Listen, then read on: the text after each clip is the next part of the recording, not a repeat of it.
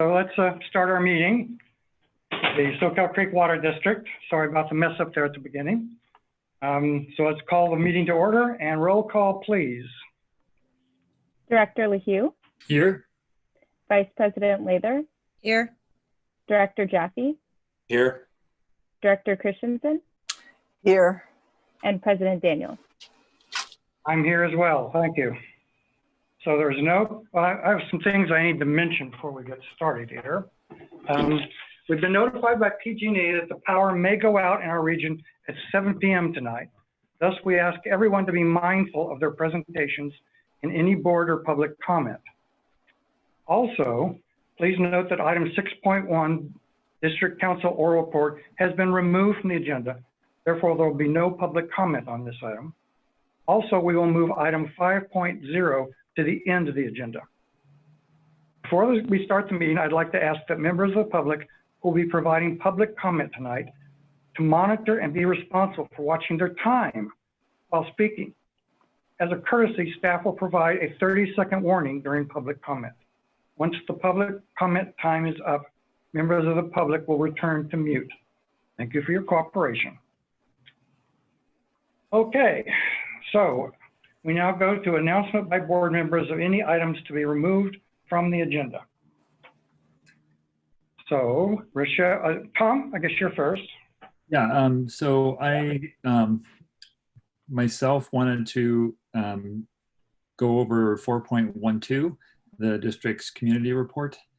And then there were also, there was a public request for 4.3 and 4.4, so I'll remove those.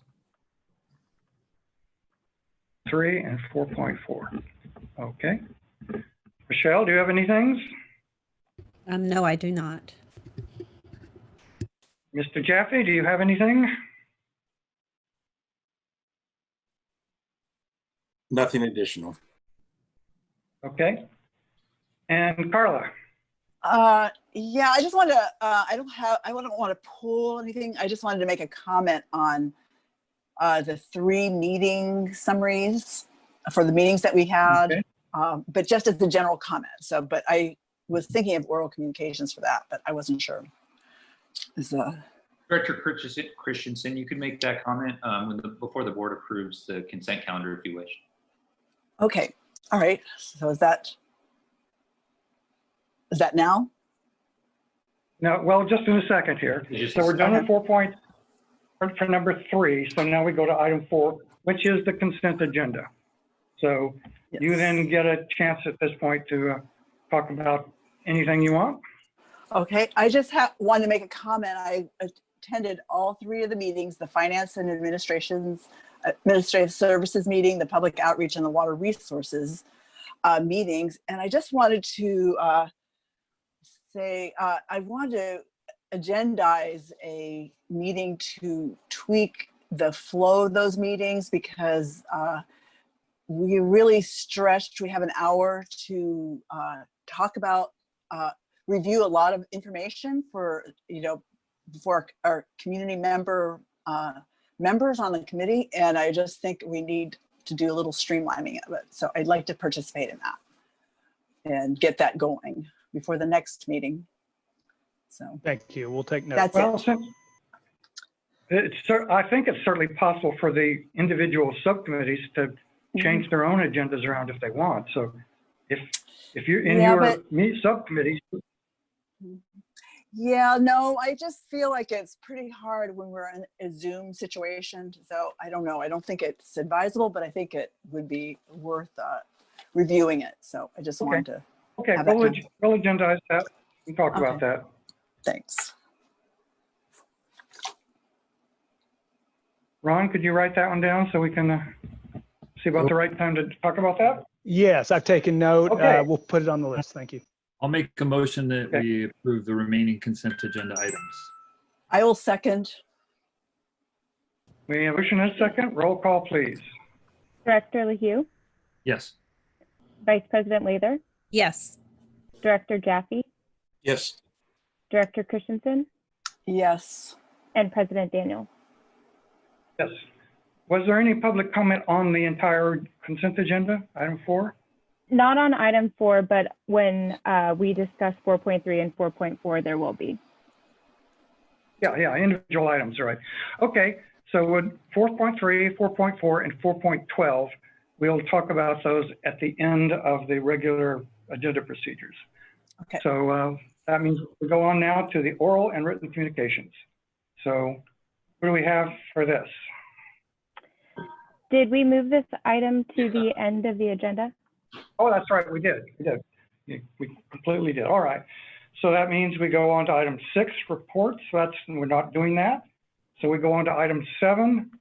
There's no 7.1.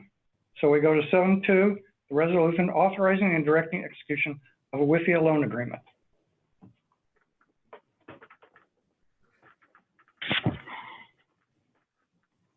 So this is Leslie. She'll Yes. come on in just a minute. Thank you, Leslie. Sorry, I had to unmute myself. So good evening, everyone. I didn't expect to be up quite that soon, but I am. So the item 7.2 that we're bringing before the board this evening is the draft Water Infrastructure Finance and Innovation Act, or WIFIA, loan agreement, and an authorizing resolution that will give district staff the authority to move forward with the final loan agreement by the end of September. On the line, we also have Greg Schwartz from Piper Sandler, the district's financial advisors, and James Wozniak from Jones Hall, who's the district's bond counsel. They're here to answer any questions you might have about the agreement that I may not be able to explain clearly. So the district applied for the WIFIA loan back in 2019, and we were invited to submit a letter of interest, which was a very exciting opportunity for the district. Melanie and Lydia have worked diligently and extensively to identify funding for the Pure Water Soquel project, and WIFIA was quite an achievement. We formally sent in our application in March of 2020, and we've been working over the ensuing months to share data with the WIFIA review team and work on the terms of this loan agreement. WIFIA has advised us that it is much easier to ask for a larger loan amount and not draw the funds unless needed than it is to ask for too little and try and get more from the program later. So for that reason, we have included a fairly robust contingency on top of the project estimates in our loan request, as it seems like that's probably going to be the most prudent approach for us. The interest is only charged on the funds if they are drawn. So there's no charge for any undrawn funds as there is in the revolving credit agreement. So there's no downside to asking for more. It just gives us a little bit of a buffer. The amount of the loan request does not include any capitalized interest, and that's interest that accrues on funds as they're drawn during that deferment period. We actually roll that into the principal amount once the project is closed. We roll it into the principal amount of the final loan.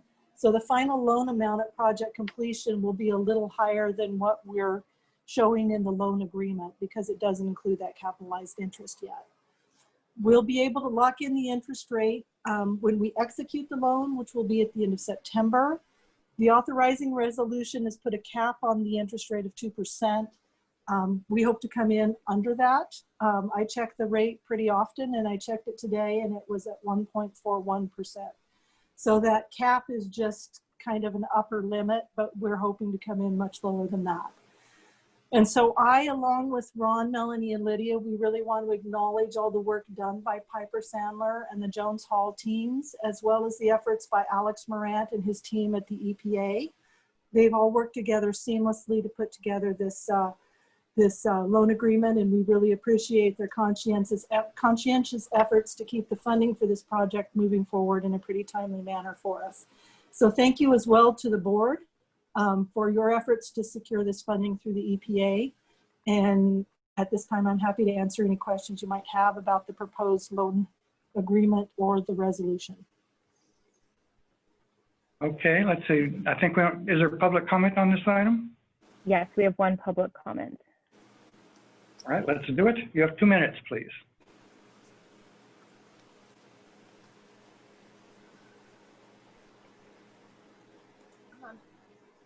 Becky?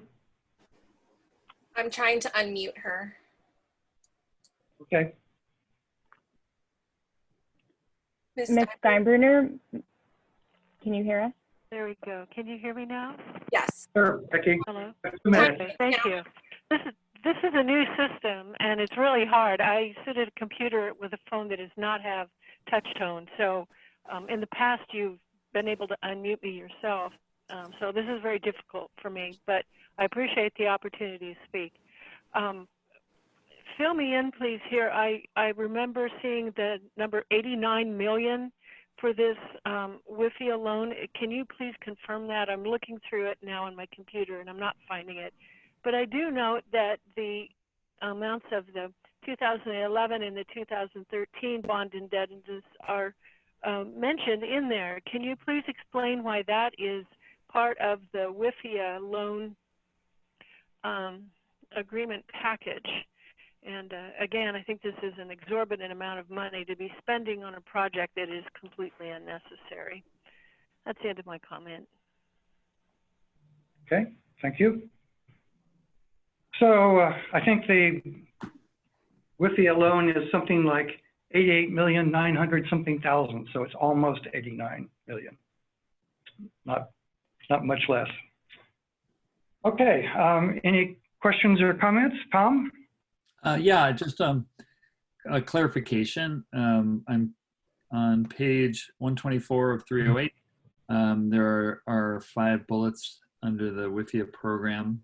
And on the 5th one, it just says subject to $1 million minimum. So I assume that just means if you're going to pay part of it off, you got to do at least $1 million at a time? That is correct. Okay. Yeah, you couldn't pay off 500,000. You'd have to make it a minimum of $1 million. And then I still, of course, I'm alarmed when I see projected date of completion of 2025, but I assume that's for some reason, shouldn't that be 2023 or? We wanted to give ourselves a little buffer. If we finish in 2023 and project completion is substantially complete, that's fine too, but we wanted to make sure that we had a little buffer in there.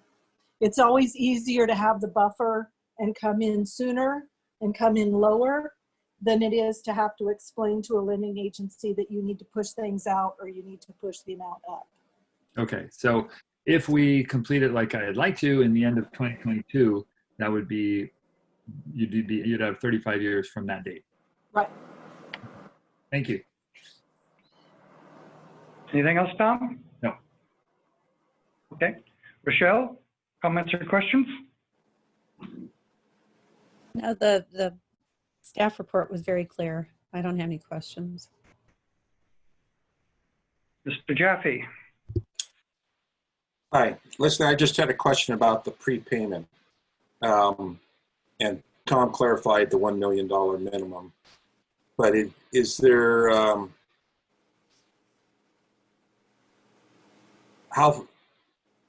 is this something where we would only prepay if we were sure we weren't going to go into it again, or is it something where we prepay when we could and then potentially draw upon it again? So once we hit that prepayment, and Greg or James, you can clarify this if you need to. My understanding is once we're into that position where we're prepaying our loan obligation, we've already completed the project and we're not going to be making any additional draws.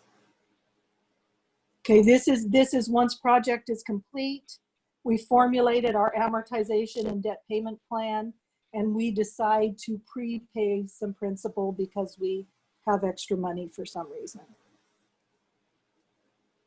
Does that? Hopefully we do, for whatever reason. This is James Rosiniak. That's exactly right, Leslie. And as Leslie mentioned, the likelihood of prepayment is probably pretty low given the low rate you're going to be looking at, 1.4% or something like that. It's hard to beat that rate, but if for some reason rates go even further lower in the future, that is an option. And Leslie, remind me, is this is a way of paying for things until we're reimbursed from the grant, or is that a different loan? That was the CoBank revolving credit agreement. This is actually the WIFIA low interest loan from the federal government. And so we would have a 35-year repayment period on this one. Okay. And then I don't know how to assess, you know, whether or not the amount this is going to cost us. It seems like it's, you know, it's a fraction of what we can borrow, but I don't know how to assess where that falls in the spectrum of reasonable amounts for getting this type of loan. Can you tell me about that? So in terms of whether or not this is a reasonable loan request amount, or if... No, just, what was it, $560,000? Oh, those are the closing costs, right? Closing costs. That's a pretty standard rate that you pay for assistance with closing debt. We paid closing costs as well on the CoBank revolving credit agreement, and we'll pay closing costs on the refunding of the COP. That's a standard. We need to pay our bond counsel and our financial advisors and underwriters for negotiating these terms. So it's just standard. And it's a percentage usually of the amount borrowed. So the bigger the borrowing, the larger that amount's going to be. Gotcha. Okay, that's the only questions I had. Thanks. Okay, Carla, do you have any comments or questions?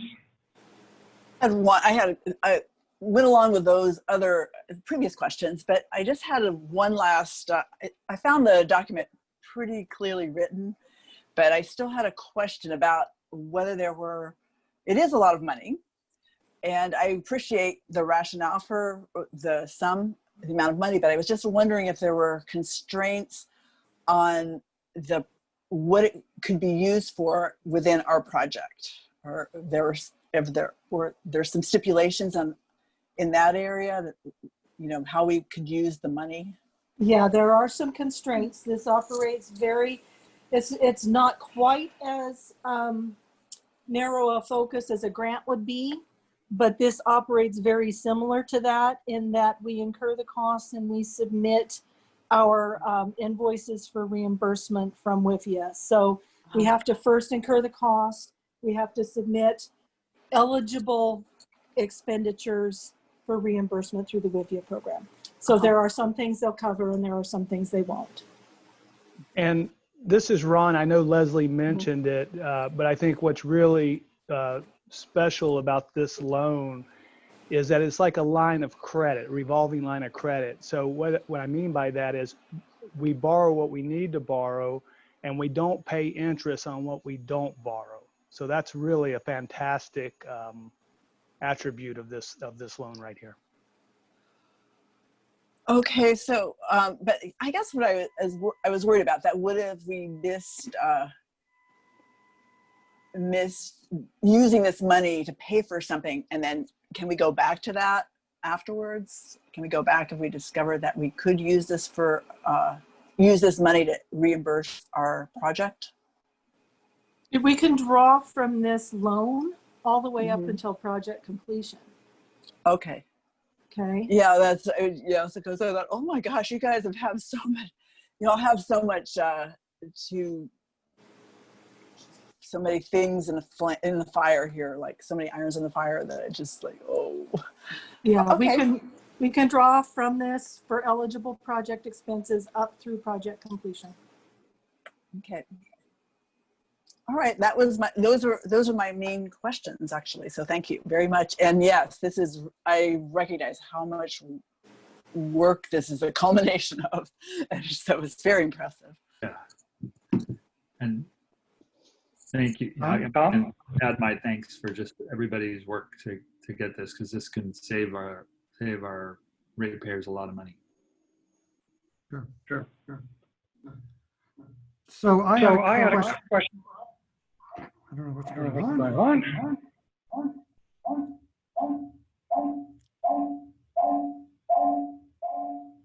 Does somebody have like a phone and a computer? Maybe if they do, maybe mute themselves. All right. So let me.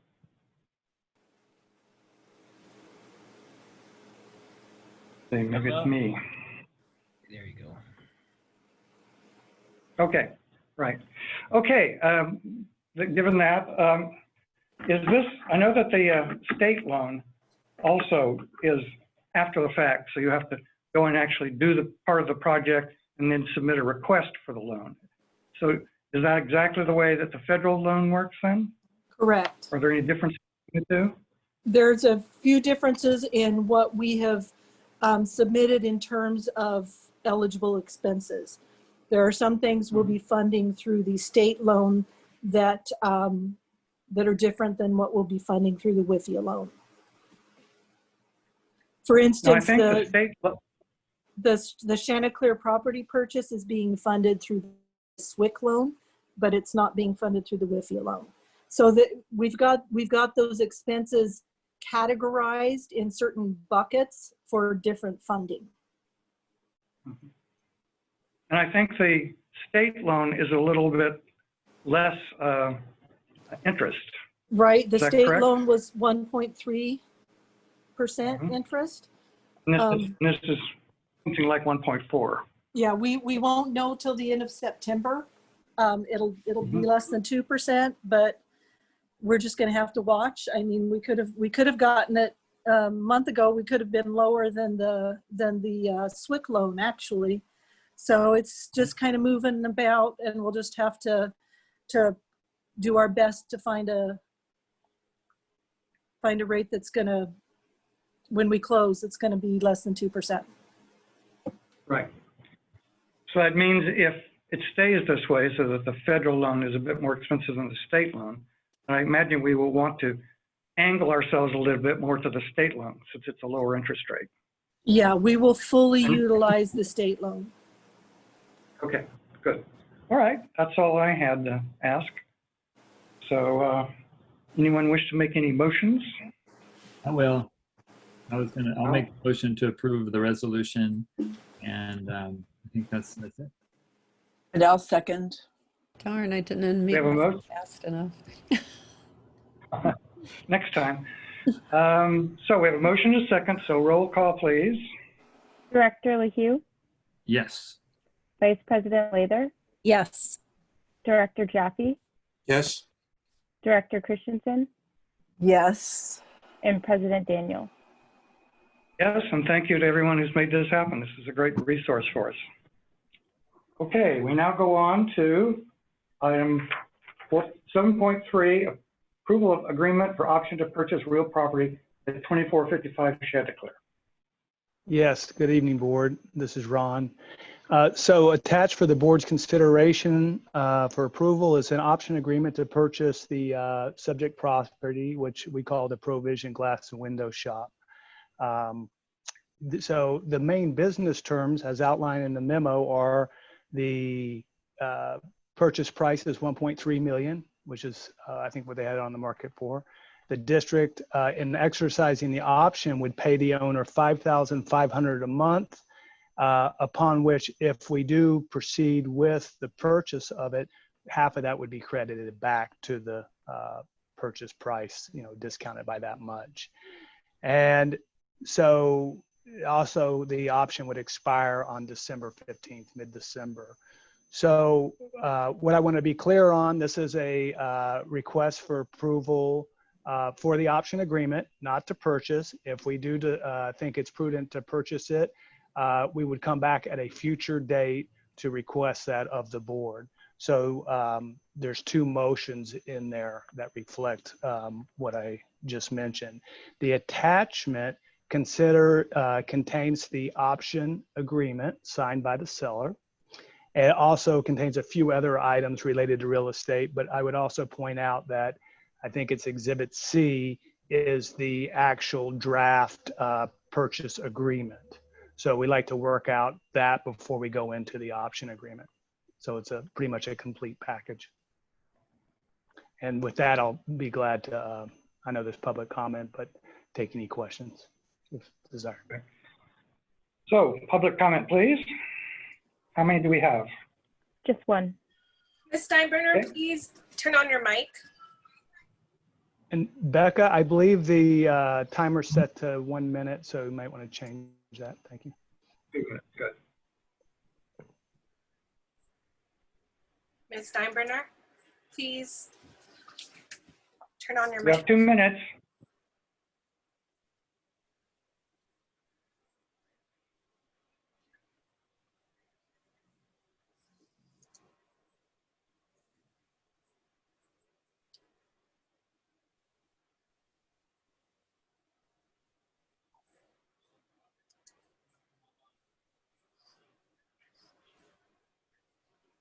It's not on our end, Dr. Daniels. It's definitely on her end.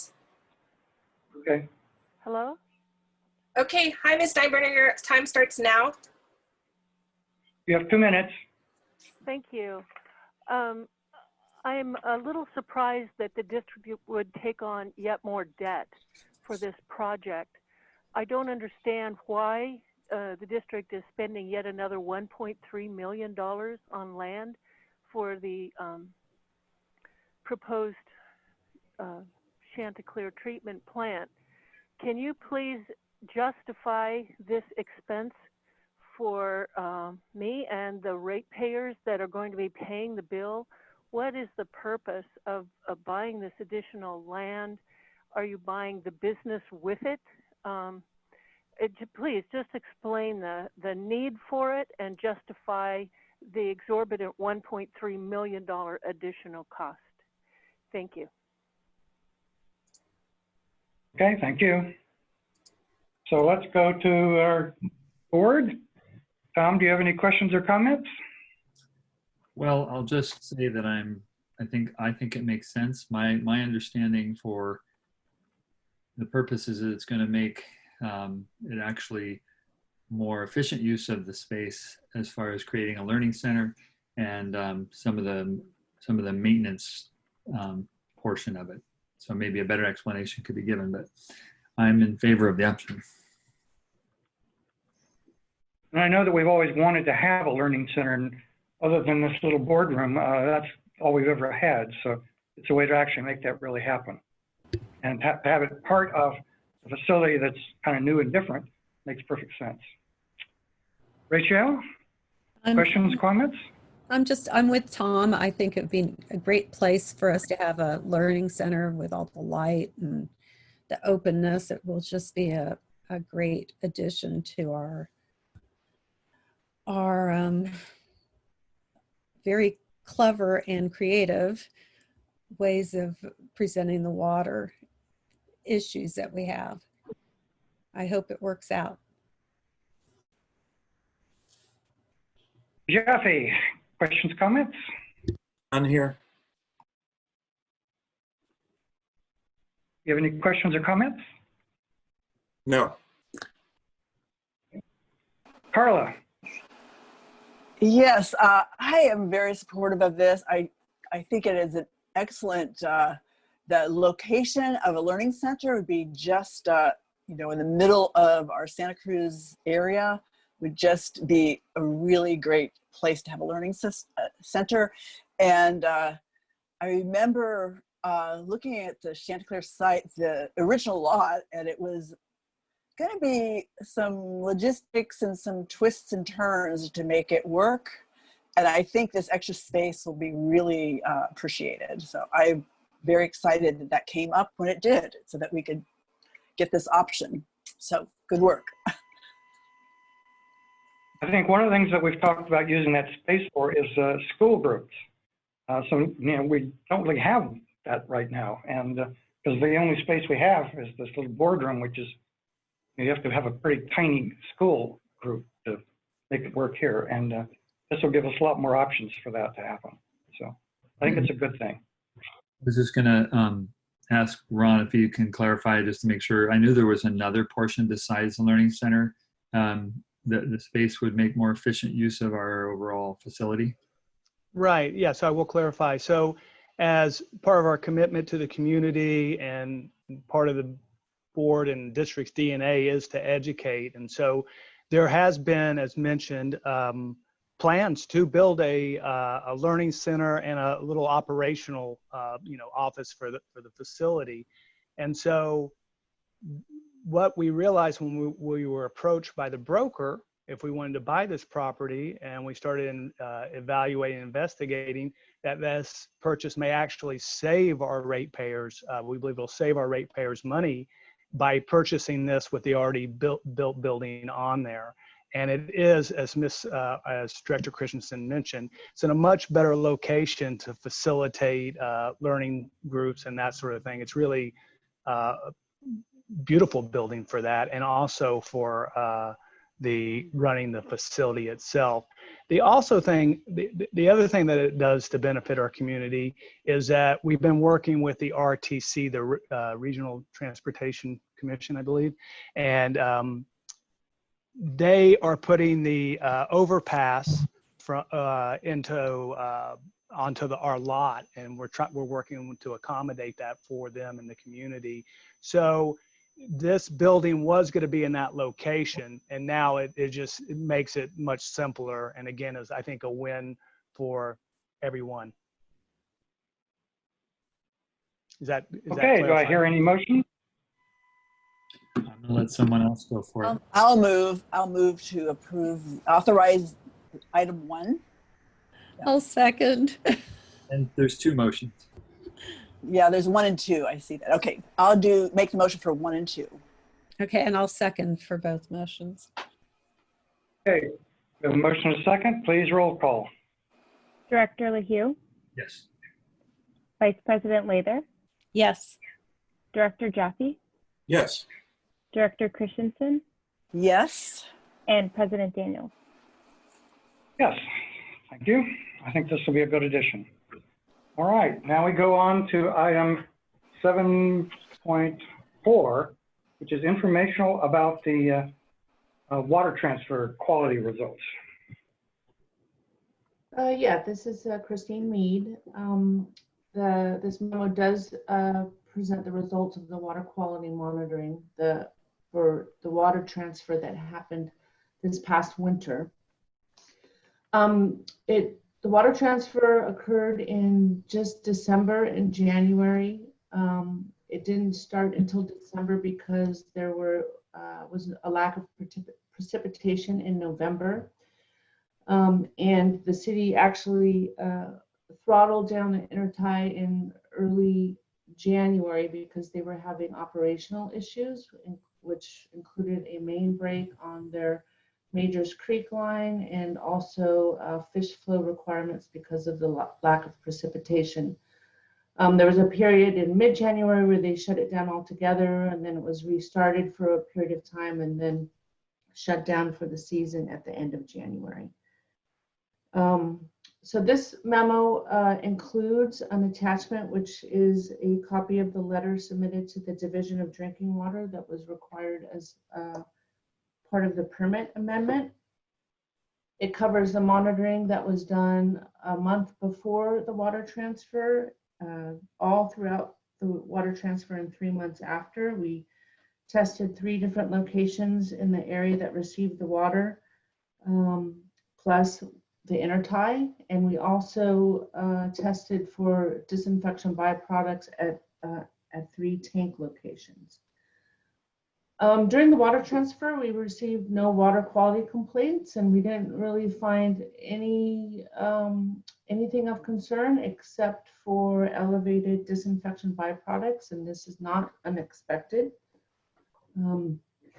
The city's disinfection byproduct levels do fluctuate depending on which source they're using at the time. And then also those, as the water ages and travels throughout our distribution system, those levels increace. The disinfection byproducts that we're talking about are both trihalomethanes and haloacetic acids. And Becca, if you can go down to page 305, which is a graph that shows the DBP concentrations in the distribution system locations, not the tanks. The top line up there with the vertical red bars, that represents the flow of the intertie. And back in November, you can see that there was some flow, and that was for the public safety power shutoffs when we activated the intertie on an emergency basis. And then the middle graph shows the trihalomethanes, and the lower graph shows the haloacetic acids, and the green line is the intertie. So you can see how they came up during the transfer and then dropped off quickly afterwards. And if you go down to the next page, Becca, this is the same kind of graph, but this has the disinfectant byproducts in the 3 storage tanks that we measured. And the higher concentrations measured were in the tanks with the higher residence time. And there were some instances of some MCL exceedances at a couple of locations. However, compliance is based on a locational running annual average. And so there was no MCL violation. And because the water transfers are only expected to occur during the winter, and we monitor throughout the year on a quarterly basis, it's not expected that the MCL would likely ever be exceeded. There is something called an operational evaluation level, which is a lower number that's calculated based on an algorithm of the past results, and that serves to serve as kind of a warning that your levels are getting up there, and that the state would require an evaluation of why that is occurring and what steps you would take to reduce those levels. But those were not exceeded during this water transfer, but the water transfer didn't extend long enough to really evaluate that. So that is something we would look forward to evaluating in the future. And we are planning on seeing if we can open the intertie starting in November. The contract has 2 more months on it, and so we're preparing for that occurrence. Is there any questions? Is there any public comment first? We have 1 public comment. Let's do that first. Ms. Steinbrenner, please turn on your mic.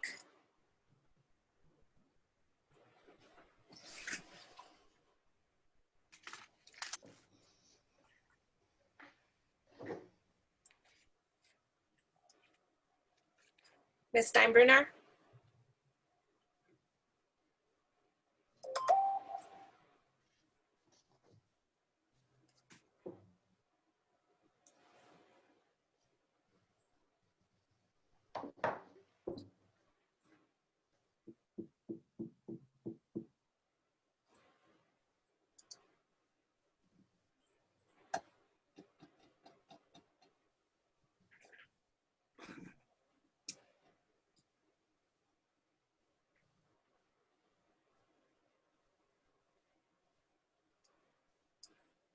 Maybe another 30 seconds, and then we're going to have to move on, Ms. Steinbrenner.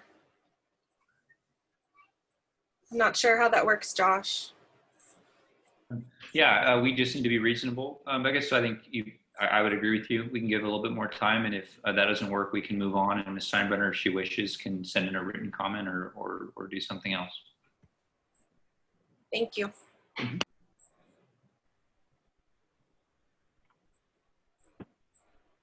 I think that's particularly reasonable. Hello? Yes, hello. 2 minutes, you. please. I was having difficulty getting to the phone in time, so thank you. This is Becky Steinbrenner. I want to just thank you for this report. I think it's interesting about the elevated levels of disinfection byproducts, and would like to ask that has the district collaborated with the city of Santa Cruz what their readings for these disinfection byproducts are in their source, in their water coming to the water transfer intertie. Sorry, that was a little stressful. I note that it was only limited for a short time, but it was 104 acre feet of water that was transferred. And I really want to thank you for doing that much, and am encouraged to hear that you plan to open the intertie in November if possible, and hope that you will extend the MOU with the city. I think that would be a very good thing to do, to extend for the full 5 years doing actual water transfers. It took 3 years to get the testing done. So that concludes my comment. I just would like to hear what the city's levels are of those disinfection byproducts in their supply lines. Thank you very much. Well, I can just say that all along, this has been a cooperative joint project. So we know what they're doing, they know what we're doing, and you know, we're all on the same page with this. So there's been no secrets hidden. Okay, so let's go to comments and questions. Mr. Tom? Yeah, just in relation to the whole idea, I think it's really great that we continue to try and do water transfers, and I was wondering what the status is of working on a new agreement. So that's a question I have for staff.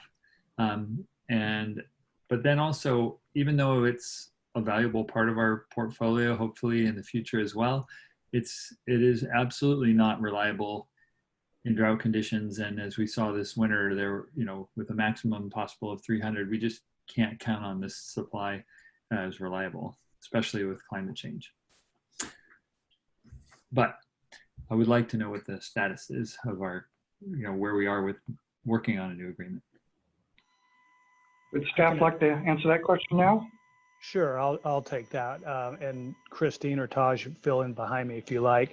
In the big scale, Santa Cruz is, and working with Rosemary, has asked that they're working through their pricing for this. They're doing a 5-year rate projection with Sanjay, as a matter of fact. And so they're trying to determine what the price should be to us. And once they get that nailed, they would like to come back to the table to us. So we have been talking, but she said, let's just let them get that settled. I think that is supposed to come late August, early September, that number from their rate consultant. Okay, so am I correct in assuming that the rate's going to be closer to what their customers are charged? Probably. You know, we'll have to wait and see. You know, that's a process, and yeah, this rate for the water transfer surely was a discounted rate due to the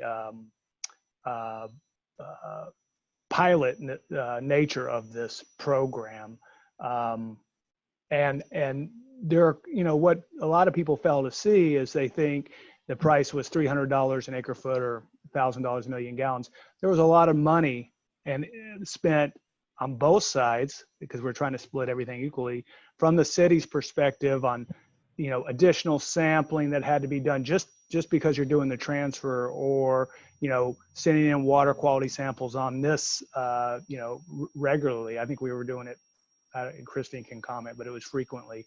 And the host of the tabletop exercises and things like that that were done before this to make sure we ensured our customers' safety and good water. I think, yeah, thank you. I'm sure they have to take into consideration the fact that the North Coast farmers didn't like the idea that somebody was getting to pay less. So I assume it's going to have to be equitable in relation to them anyway. Okay. And in fact, one thing is that Rosemary went on public about the fact that she thought the price would be at least or greater than the price for our pure water. So it's not going to be a bargain probably. Okay, Rochelle, comments, questions? I don't know. I have some concerns about the byproducts and what the effect they have on us, but at this point, it's not enough to hurt anybody. But I don't know if I see this as the best solution for us. Is there any, can I understand what these disinfectant byproducts, you know, like what levels would we be concerned about, you know, overall? I guess because it's not our main source of water, it probably isn't that important at this moment, but. Well, there is maximum contaminant levels for both of those, the 80 ppb and 60 parts per billion. And those are potential carcinogens. And so they're chronic contaminants, and the MCL is based on drinking a set amount of water like every day for 70 years. So being exposed to higher levels for short periods of time isn't going to be an issue.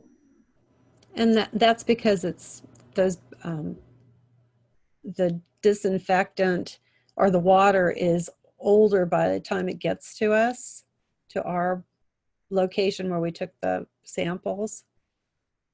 And that's why we have those byproducts. Yeah, they increase with water age. So, you know, they're already formed in the city's water by the time it gets to the intertie. And then as it moves through our distribution system, it just continues to age and the levels continue to rise. So just to be clear, you know, their surface water has more organics in it, and I'm sure you realize that. And so the disinfection methodology they use produces higher disinfection byproducts just in their system as a whole than we have. So then when we bring it over, it automatically elevates ours. But also you're correct, in age, those continue to increase. But that's what's going on in the system. And I do want to add that the city is planning on doing treatment upgrades to the treatment plant to reduce the amount of organic in the water before their treatment. So that will reduce their disinfection byproducts in the future. Great. The future is like 5 years. I really don't know. Yeah, I wouldn't comment on it at this point. Okay, thank you. Okay, Mr. Jaffe. Oh, a lot of my questions have been answered. It's good to know that thinking the same way as the other directors. But just following up a little more on the ways to decrease the disinfection byproducts. Do you have any other ideas? I mean, as the water gets older, the byproducts increase, and it looks like from the data that you've shown, especially that table at the end of the item where it shows water age and a general increase in the byproducts. Have you thought about perhaps running things differently, or, you know, we want to take advantage of the water from Santa Cruz, but is there a way to maybe take advantage of a little less water and not have it age as much? Have you thought about that? Well, we could reduce our tank levels to reduce some age in the system. So that's one thing we could do. Okay. We could also install air strippers in all of the tanks. That would help out too. That wouldn't help out areas that really aren't fed by a tank. The Sacramento Avenue monitoring point pretty much directly got water straight from the intertie before it even reached the tank. So air strippers wouldn't help some areas of the system. It would help the areas with the older water age. But those are a couple of things that can be done. Yeah, if we are able to extend the agreement, I'd like to see an analysis of what can be done, you know, with costs, if it's, and then Ron, you talk about how the $300 an acre foot water really isn't $300. Do you have a back of the envelope, whether it's $1,000 or, you know? I can't say at this time. I think we're close enough, hopefully, that they're near their evaluation by their rate consultant. So I'd rather hold off and see what they come up with. Oh, not for the future, but for the present. It's cost us more because of extra testing. Oh, that's a good question. So we had to, you know, there's quite a bit of money that went in. Yeah, our all-in costs, including Taj's and Christine and other staff members' time. Does anybody want to take a shot at that roughly? I mean, Or if you want to come back with. yeah, we'll come back with a rough It doesn't number. I have think to be that's exact. fair. I'm just curious whether it's 300, 600, 900 more, you know, just. I'll make a note. We'll come back with you with a approximate number or Yeah, what. Yeah. Unfortunately, we split the cost, a lot of it with Santa Cruz. So they've taken on some of the load too. So. And in terms of what we offer Santa Cruz, you know, their aquifer storage and recovery has been shown to rely upon need to have higher water levels, which would be provided by injection from the advanced water purification. But is that entering into negotiations and price at this point? And are we even approaching giving back water to Santa Cruz at this point? It's hard to, I know. Yeah, I think that's a great question, and that'll be phase 2, or that'll be part of the whole package, and certainly that'll be brought to the board if there's room there without endangering the aquifer further. But yeah, certainly that's in our mindset. Yeah, because I remember initially when Rosemary came to talk with us, she had a much higher price. And then, you know, in the spirit of cooperation, and also with the understanding that we'll do what we can to help Santa Cruz as well, I think that influenced the low price, at least for the pilot. Right. And there may, and things may change with time. Once with Pure Water online, it may really enable us to take some and give back at certain times too. So we'll have to see. It's a moving target, but certainly we're aware and thinking about those things that you're talking about. And Santa Cruz must be as well. Yes, absolutely. Okay, good. We're a team. Right. Okay, Carla, comments or questions? Yes. I know this research agreement we had for the transfers is about to end, and we're negotiating the upcoming years.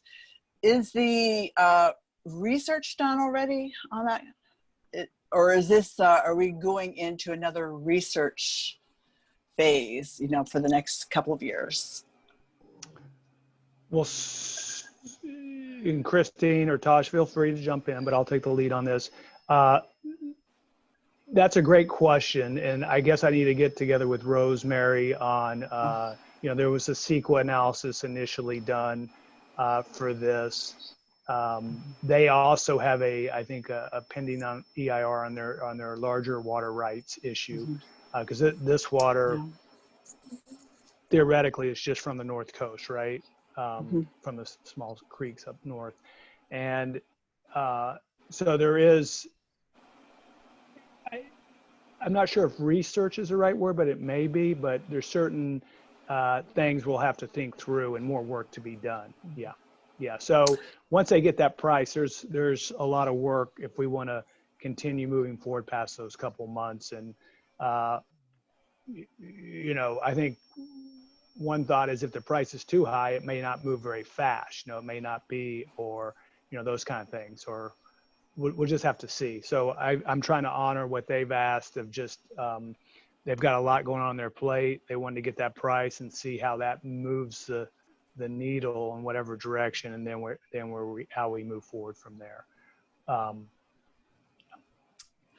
Then I have a follow-up on that, and that is, if it isn't a research, then it would be a wholesale purchase, I guess, basically, or we would move into a different phase of this agreement. And do we have things in the budget for the end of this year and next year for water purchases like that? Yeah, so that's a great question. we budgeted, I believe, $90,000 for the purchase and sampling and that sort of thing. So as a total package. And Leslie, if I'm wrong on that number, or Christine, please correct me, but that's what my memory serves me. So, you know, that's available to us. Now, if the price comes back, you know, higher than is comfortable, then we'll have to have a discussion with the board around that, where they still want to pursue it. There may be reasons to, or maybe we'll just have to see. I want to take it one step at a time before we get too theoretical about the whole thing. Yeah, I realize it is, but I was just wondering, well, do we even have that kind of sum of money for that in view of the other things we're trying to do, and whether it'd be better to wait until everybody has more, or everyone, Santa Cruz and Soquel, are more sure of themselves and what their needs and what the prices that they are going to agree on. I'm just going to bump in to say maybe we're going beyond this agenda item as far as scope. Oh, true. It's true, but it did come up as, you know, we're talking about next fall, continue to purchase it. And then if there's no research to do, then it goes into more of a cost basis. So anyway, so that's all. Thank you. I think all these issues will come up later, I know. Okay, out of a number of things I wanted to go through. As was mentioned from that diagram that we saw, this year has not been too successful in the city being able to deliver its water.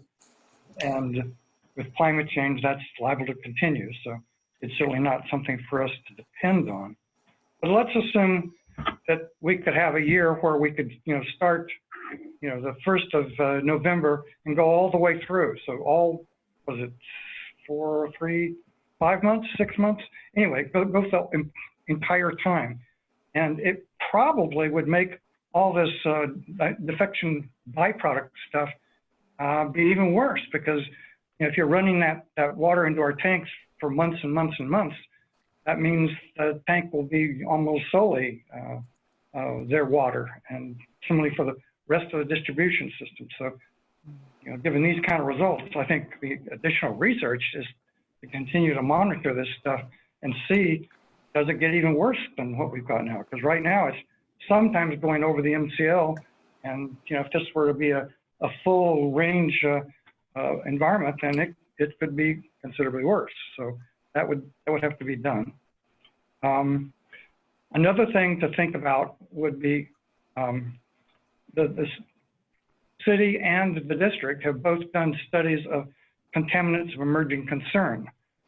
So we've done sampling and the city's done sampling, and whereas our results are generally in the single-digit range, some of the city's results are in the triple-digit range, so 100, 200, 300, something like that. And so none of these CECs have any MCLs right now, but that may change in the future, which could mean that you know, things that we are getting from the city with CECs in them that are no problems really right now with respect to CECs and MCLs, that could become a problem in the future. So again, it's careful not to, you know, put ourselves in a corner where we depend on that too much, because the city could even lose their water supplies somewhat from this. So that's to be careful about. There was an issue about, you know, it's true that the big problem we have is the tanks, because the water tends to sit in there for quite a long time. And it would require some replumbing, but if we could fill up the tanks directly from the well, the pumped well water, and not even put any of the city's water into the tanks, that would help an awful lot. So we would use the city's water to drink immediately, and then we would fill up the tanks with well water, which is, as you know, we've had some issues with, but it's a lot less of an issue than the water we're getting from the city. So that would be another thing. It wouldn't be cheap, of course, because we'd have to replumb, but that's another thing to do. So I think there's still a lot more work to be done on this. This is informational only, so we don't need any motions or seconds or anything like that. Does anyone have any closing comments? Not about this, but I might be on the blackout list. So if I'm blacked out, I will call on the phone. All right. Yeah, it's a little after 7 now. Okay, we go to item 5.0, which was moved down here to the end. So, President Daniels, I think we have the consent items that were pulled. yeah, we do. I didn't know whether 5.0 goes at the end or the pulled items go at the end, but okay. Yeah. Let's do the pulled items. Thank you. 4.3. Special Board Assignment Status Report. I think that was I think this is one of Becky's. public comment. Correct. We have one public comment. And I think 4.4 is also hers, right? Mm-hmm. Yes. So let's just keep her on and have her do both of them. Hello? Hello. Hi, You're Mr. on. Hi. Your 2 minutes You is have 2 minutes. All right, thank you. 4.3. Thank you very much. I wanted to just discuss the status of the financial aid programs for your low-income customers. I did note in your correspondence for this board meeting, there was a letter from a woman on fixed income really expressing her anxiety over her water bill and that she had done, all she could. It looked like she did have some leaks, but the issue with what's going on now economically and people losing their jobs, losing their businesses, unable to pay their mortgages, rents, and now not their water bill, I think it would behoove the district to be very aggressive in pursuing the state's implementation of this water assistance program with AB 401. It was passed in 2015, and the state water department seems to be just sitting on it. Your district would be giving customers after January 1st of next year a 50% assistance level because your rates are so high. So I'm hearing a lot of pain out there with people, and there's great anxiety. And I would like to ask that you 30-second warning. aggressively, thank you, that you aggressively work with the state and get a plan instituted within your own district as quickly as possible and not wait for the state. You can do it yourselves, and I would really like to see you give your ratepayers that help. Thank you. Okay, we're moving to 4.4, so Becky, continue with that one. Oh, thank you. This is Becky Steinbrunner again. I was interested in seeing the water usage in the different tiers, the consumption. It didn't really, on page 23, it only gave the figures for 2020. I would like to see the figures for 2019 in the tier 2 consumption. I think that it has gone up a lot in the tier 2 consumption. It's 45% of your customers. The bar graph is misleading in that respect. They don't really show proportionally that it's 45% of your customers in tier 2, according to what I read in it. On page 68, it's in another item, 4.5. It does say that consumption has been up since March. Your production has been up since March. And I'm thinking that your customers are really suffering. And I also note that the water demand offset funds are over $1 million. And I'd like to see evidence of what the district is doing other than AMI to do real conservation measures that would not be done otherwise. And that was part of your mandate for the water demand offset fee money and program, that it would fund conservation measures that would not otherwise have been 30-second done. warning. Thank you. I think it would be a good idea if you agendized and discuss who are those tier 2 customers. Are they families? I think you're penalizing families. Let's see a characterization of those tier 2 customers. Thank you. Okay. So I think neither of these items, both of them are reports, so they don't require us to approve them. Is there any comments by any of the directors Yes. on either of these items? Yes, I just wanted to clarify. Becky said we can do this assistance on our own for the low income. My understanding was that we could not, and that it did have to come from the state. Is that true? Yes, that is true. Under Prop 218, we cannot use ratepayer funds to subsidize a particular class of customers. And, So we will need to wait for the state to move on a program before we can do anything to roll out an assistance program ourselves. And I'll make note that Tracy's basically been on a writing letter campaign. I think the letters have come before the board and encouraging legislation that would help special districts with aid to customers too. So Josh has been passing some of that along to us as it comes in, and we try to support those efforts to help our customers. Okay. Josh, do you have something you want to say? no, Leslie covered it. It would, in Ron as well, the state's looking at a variety of funding options. Some of them are noted in the report, including, a tax on water consumption that would be administered locally, but imposed by the state. So until there's a funding solution, there's unfortunately not a path forward. And then I'd also like to comment on the Tier 2 usage, the 45%. That's only for the month of July, and it is much less than during the winter months. And there's a partial answer to Becky's question about how this year compares to other years, just several pages farther into the packet on page 22, where it compares July consumption for, going back to 2003. So Becky, you might want to look at that. That's it. Okay. All right, the other one that got moved is 4.12, receive the district's community report. So who pulled this one? I did. So Okay, go Tom. I think it's a great idea and I think it's good, but I do have multiple comments.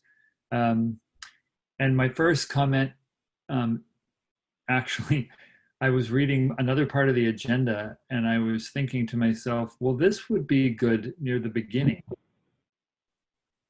As I think stating our current problem near the beginning rather than further down might be helpful. But if I look on actually, I'll just read it. But on the one of our other items for the WIFIA loan, in the introduction, it just says, Pure Water Soquel project, it explains it. It says, is a groundwater replenishment and seawater intrusion prevention project to prevent further seawater contamination of the mid-county groundwater basin.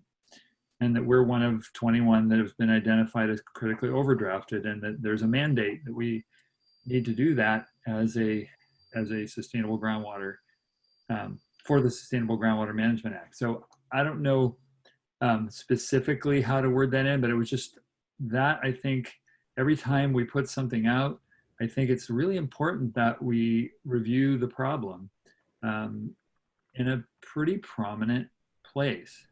So as far as the order of things, that's something I think that should be near the beginning to explain what we're dealing with. Otherwise, I have some more specific comments on conservation on page 102. I think somewhere in there, we should mention that there's going to be a customer app that can let them know right away about any leaks, and that they'll be able to monitor their own water use on a daily basis. So since we're talking about conservation, I think it's mentioned in there somewhere, but I think about iMeters, but I think more specifically say that there's going to be this tool that's going to be in people's hands. Great picture of Roy too, by the way. Good. And then, then we show the education part, but we're not, it's the Pure Water Soquel trailer. And I just put a note to myself that we need to explain Pure Water Soquel first before we start going into the details of project because it doesn't explain it in that section. And then on page 104 is where I had quite a few little comments about the financial part. The first sentence, we have big plans for your future water supply. Again, we need to be specific. We're trying to save the groundwater supply. Not just big plans, but let's just say what we're doing. We're trying to replenish the groundwater basin to prevent seawater intrusion. I thought that on the right-hand column, responding to calls is great, but I thought maybe producing a balanced budget is maybe should be at the top of the bullet list. And then, you know, when we're mentioning transparency in there, I think it would be good to have a link to our website where they can find all the information. If we're going to be transparent, let's make it easy for them to find it if we're putting out a document. And then on the last bullet on that right-hand one, I don't know about leveraged as a word. Leveraged ratepayer funds. I think maybe saved ratepayer funds would be better. Leveraging to me thinks and more real. Borrowing money to buy stock or something. I don't know. And otherwise, I think that is it, except for the last page. I thought we should have our little in this together thing on the last page somewhere. Yeah.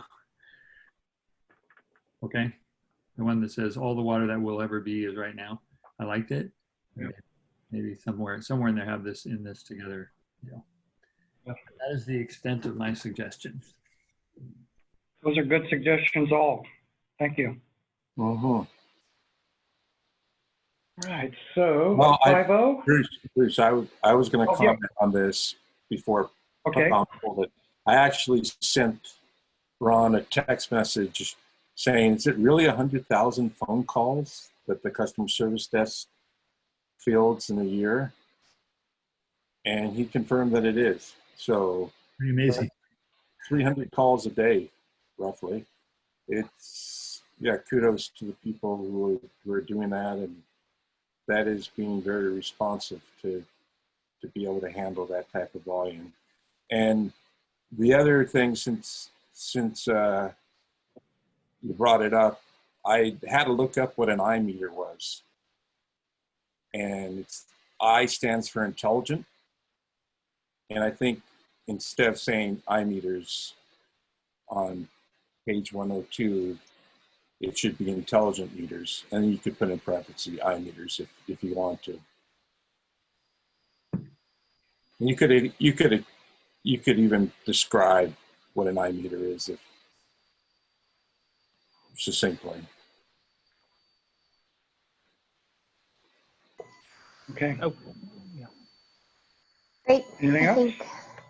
I think these are really useful comments. Thank you for your review on this. And I think, again, this piece that we're putting out there is building upon, the district's fundamental goal of, sharing information and what we're doing, continuing with, the pieces that we've created for the community water plan.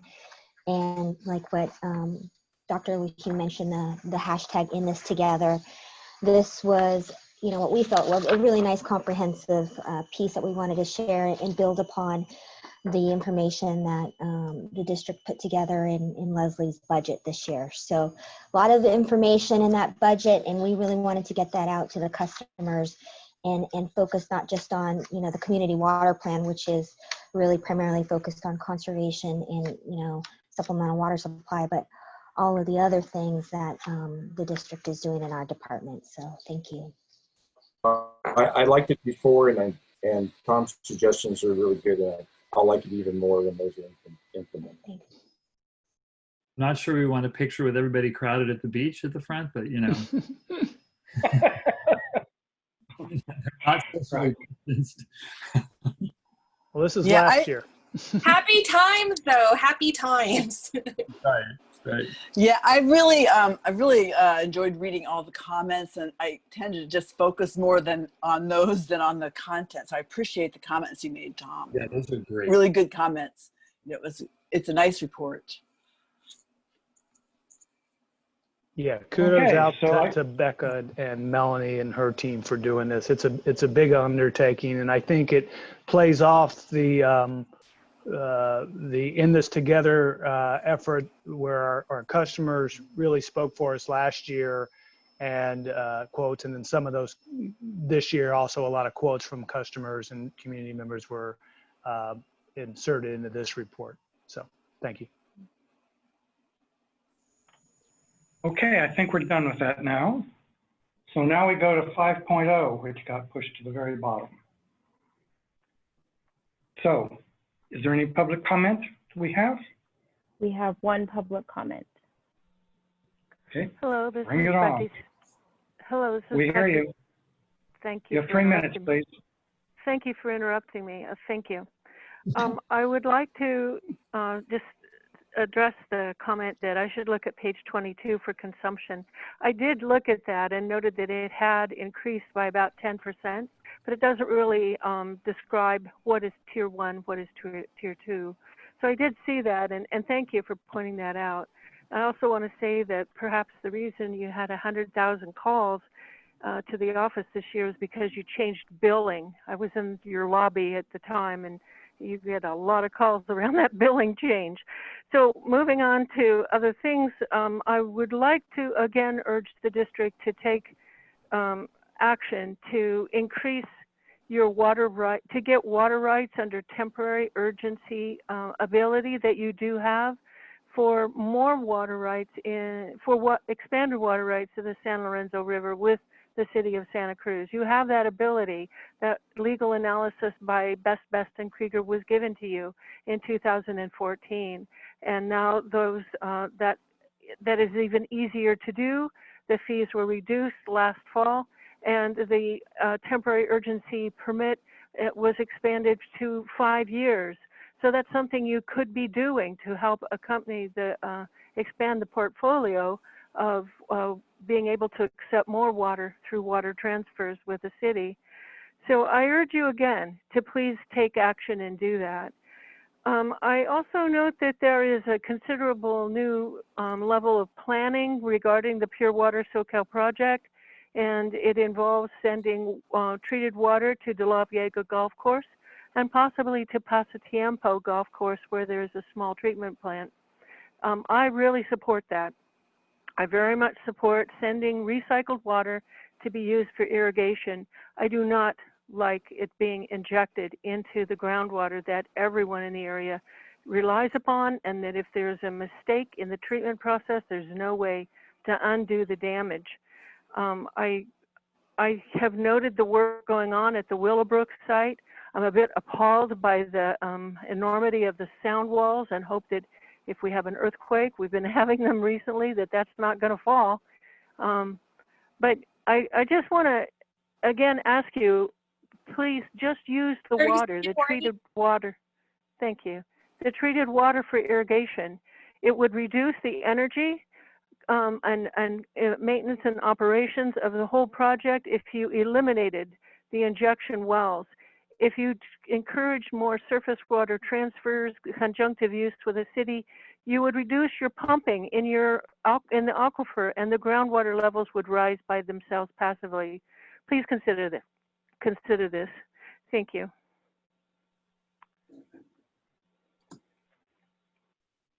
Okay, any director comments? Tom? Yeah, I just wanted to mention that if the beta testing on the Water Smart portal comes out, I would be willing to be a beta tester. That is all. Rochelle? Rochelle? Ditto. I think all of us directors are already on the list for betas. Anything else, Rochelle? No. Okay. Mr. Jaffe? I like to be an alpha tester. Not just joking. Yeah, well, there is that. So and as far as beta testers, people have approached me. I should pass those on to the districts, so that I think we'd be well served by having a lot of testers to see, what issues come up, because I'm sure there will be some. Yeah, one thing that I've been thinking about here, and it's not a very well formulated thought at all, is that with these loans that go for decades, that it may be possible, there would be some risk involved, but it may be possible to reduce rates now because the money in the future is not going to be worth as much. And I'm sure Leslie probably has some very strong reaction to that. But I just want to put that out there, is that that might be one way about thinking about things.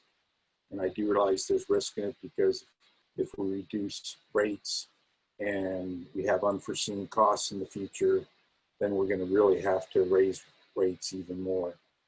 And we're trying to keep things more on an even ramp rather than any big jumps. But I've just been thinking about that, about the value of money now and the value of money in the future, and the fact that our loans are so long term, there might be something we can do. That's it. Okay. Carla?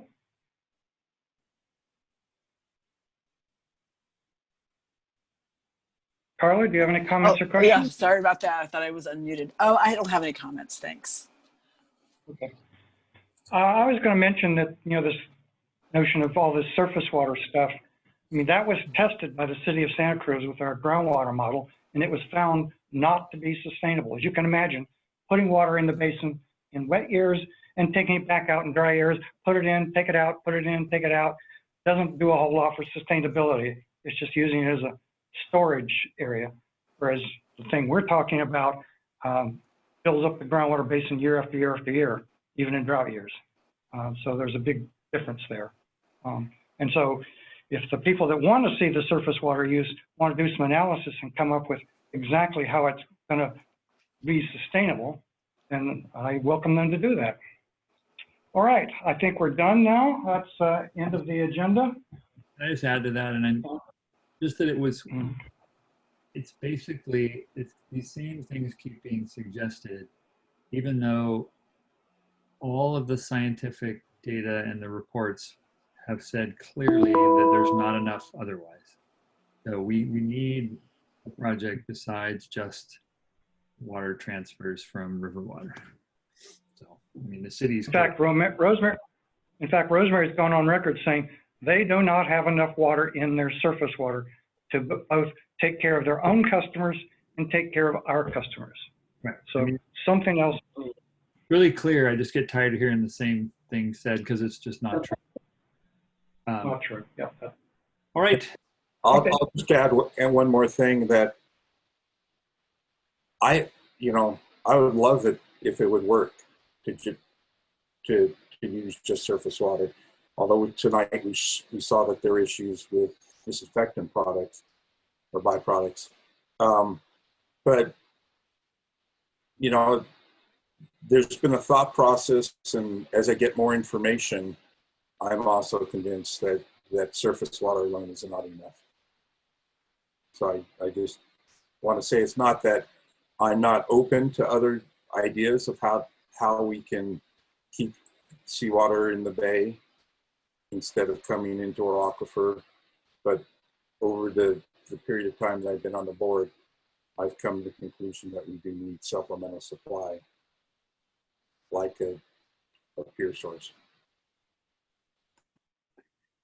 Yeah, and in fact, that's why the city council voted unanimously to support our project, because they knew that the only way they could do their surface water stuff was if our project was running and making the basin sustainable. Well, and if the basin isn't, then the state steps in, takes over the basin, and they've said what they would do is ration water. And the recent plan from the state of California, the state water board, and the governor, I mean, they're saying they are strongly encouraging water reuse, and this project is exactly what they want to happen, to have California's portfolio be more resilient. So, also true. Okay, so if we're done, I think we close this down and we go to a closed session. Do we need So to? let's do that. We have one public comment on the closed session. Okay. Ms. Steinbrenner? Hello, can you hear me? Yes. Thank you. This is Becky Steinbruner. I see you will be discussing the litigation I have against the district.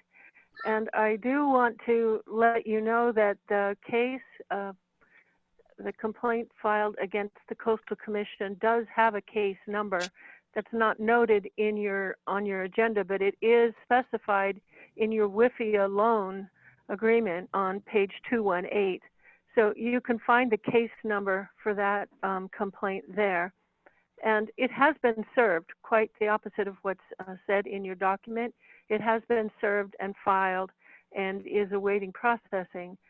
Again, I'm just very disappointed that the district is not trying to explore other avenues rather than proceed with this very expensive project that will cause environmental damage in construction particularly.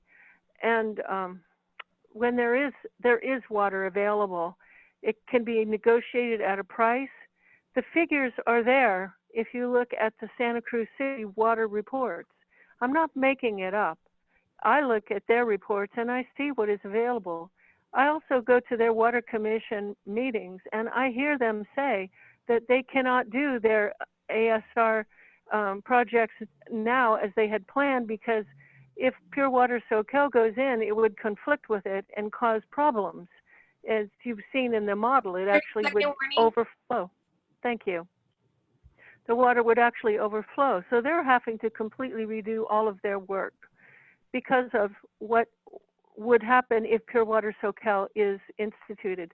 So again, I ask you to rethink the injection wells and to instead act more conjunctively and seek a regional solution. The city has the water, you have the storage. You just said it would be used as a storage. Let's go that route and save energy and provide affordable clean water. Thank you. All right, so we now go to our closed session. Each of you needs to log out of this one and we go to the other thing that we have.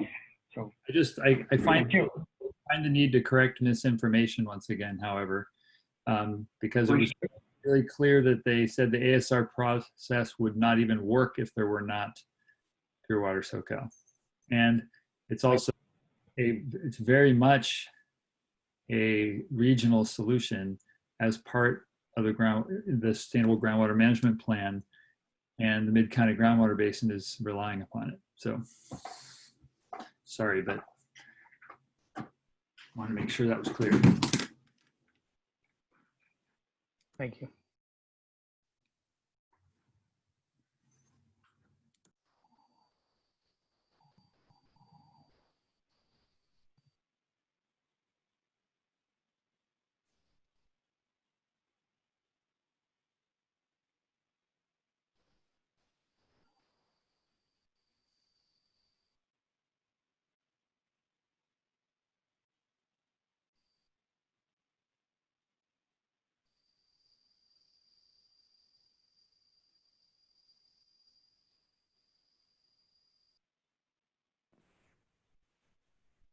The meeting adjourned at 9:21 p.m. and there is no reportable action from closed session.